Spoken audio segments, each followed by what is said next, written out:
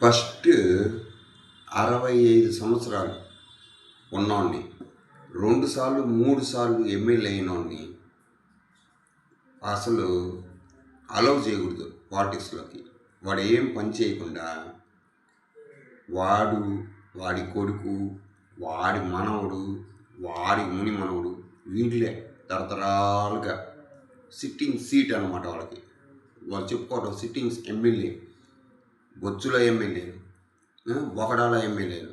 అంత అవసరమా వారసత్వ రాజకీయాలు మాకు మా తల మీద రుద్దటానికి? అందుకని చెప్పి మాకు అవసరం లే. ఎవరికి కావాలి? మీరు పని చేస్తే కావాలి మాకు. మీరు పని చేయకపోతే మాకెందుకు? బోడి వారసత్వ రాజకీయాలు మాకు అవసరం లే. నువ్వు, నీ కొడుకు, నీ తాత, నీ మనవుడు వీళ్ళందరూ కూర్చుంటే అవతలోడు ఫ్రెషర్స్ ఎప్పుడు పైకి రావాలా? అందుకని చెప్పి మీ బోడి రాజకీయాలు, మీ బోడి పాలిటిక్స్లు మాకు అవసరం లే. మాకు కావాల్సింది మంచి మనిషి, సమాజంలో ఉన్న పరిస్థితులకు అనుగుణంగా మారుతున్న కాలానికి అనుగుణంగా కావాల్సిన రాజకీయ నాయకుడు, జనం మధ్యలో ఉండేవాడు కావాలి. మీరంతా మాకు అవసరం లే.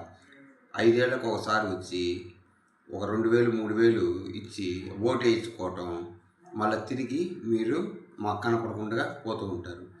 మాకు బుద్ధి లేదు, ఎందుకంటే మీ దగ్గర ఉన్న డబ్బులు తీసుకొని మీకే వేస్తాం కాబట్టి. అందుకని చెప్పి మారుతున్న రాజకీయాలకి అనుగుణంగా మార్పు రావాలంటే కొత్త వాళ్ళకి అవకాశం ఇవ్వాలి. అందుకని చెప్పి ఎప్పుడైనా సరే కొత్త వాళ్ళు మాత్రమే రాజకీయాల్లోకి రావాలి.